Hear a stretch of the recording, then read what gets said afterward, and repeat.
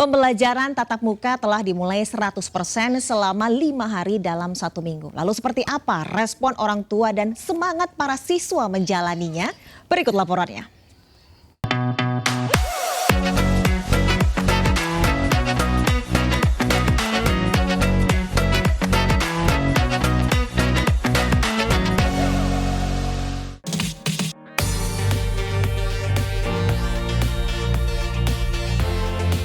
Hai, saya David Silahoy.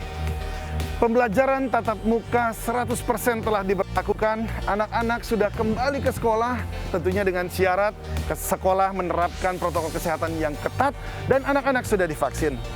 Namun apakah pembelajaran tatap muka yang sudah diberlakukan kembali ini menawarkan perbedaan kurikulum pendidikan ke arah yang lebih baik dibanding sebelum masa pandemi? Kita lihat ini. Pembelajaran tatap muka dimulai. Siswa sekolah dasar kembali harus bangun jam 6 pagi untuk memulai aktivitas sekolah. Melewati jalanan yang terkadang macet kembali menjadi rutinitas anak-anak sekolah dasar seperti Reynal, siswa sekolah dasar Tunas Bangsa, Jakarta Pusat. Namun yang berbeda kali ini adalah Reynal dan teman-temannya harus mengikuti protokol kesehatan ketat sebelum masuk sekolah.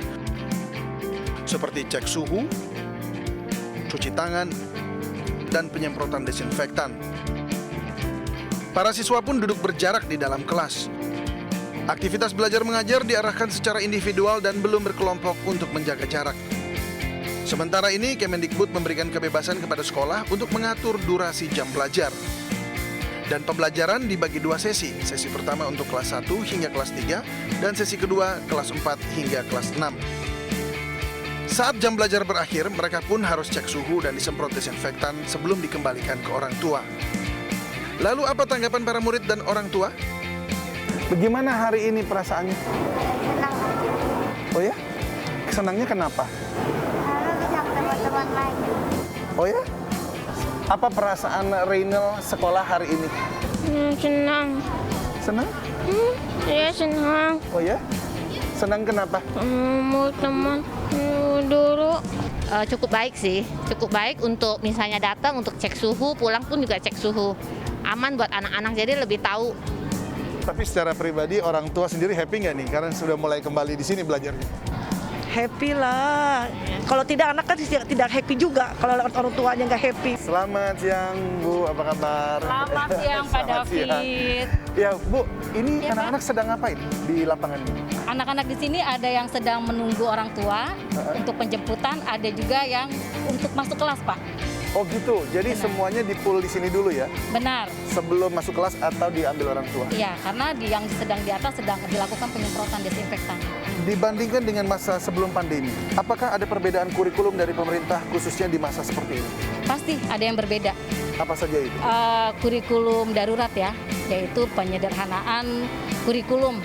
Tapi kami tetap mengikuti kurikulum nasional. Apakah sudah diterapkan kurikulum prototipe? Sudah disosialisasikan, tapi ini belum dilakukan. Karena nanti kan buat tahun ajaran depan ya. Kurikulum prototipe itu akan bagus untuk bagi anak-anak gitu? Saya rasa bagus sekali gitu, karena memang tidak ada standar seperti yang lalu kan untuk kelulusan, ada standar. Ini benar-benar kurikulum yang merdeka belajar buat anak-anak, juga buat guru. Kurikulum prototipe memberikan kebebasan bagi murid untuk bebas memilih mata pelajaran yang ingin dipelajari dan tidak lagi berbasis kelas IPA atau IPS. Kurikulum prototipe meliputi pengembangan kemampuan non-teknis atau soft skill, pengembangan kemampuan dengan EQ dan berkaitan dengan kemampuan bersosialisasi para siswa. Berfokus pada materi esensial seperti memberikan waktu yang cukup untuk pembelajaran kompetisi dasar yang mendalam seperti literasi dan numerisasi. Yang ketiga, memberikan fleksibilitas bagi guru melakukan pembelajaran dan pengajaran yang sesuai dengan kemampuan murid dan melakukan penyesuaian dengan konteks muatan lokal. Tentunya hal ini mendorong pembelajaran yang sesuai dengan kemampuan siswa, serta memberi ruang yang lebih pada pengembangan karakter dan kompetisi dasar. Pertama kalinya di sejarah kita, Pak Presiden, kita akan menambahkan survei karakter. Di mana nilai-nilai Pancasila akan bisa kita ukur dan kita kuantifikasi per sekolah. Isu-isu seperti intoleransi, kekerasan seksual, dan perundungan bisa kita ukur. Karakter yang berintegritas dan murni menjadi dasar dari semua mata pelajaran dan keahlian seorang anak karena ujungnya akan membentuk budaya baru seperti halnya di Jepang yang memiliki Doutoku Kyoiku. Doutoku yang berarti moral dan Kyoiku yang artinya pendidikan atau pendidikan moral yang ditanamkan melalui pembelajaran moral yang diberikan oleh sekolah. Melalui hal inilah terciptanya karakter bangsa yang kita kenal seperti disiplin, ulet, jujur, bekerja keras, dan bertoleransi tinggi. Doutoku Kyoiku dikaitkan ke dalam semua mata pelajaran di sekolah secara nyata seperti pelajaran keterampilan hidup.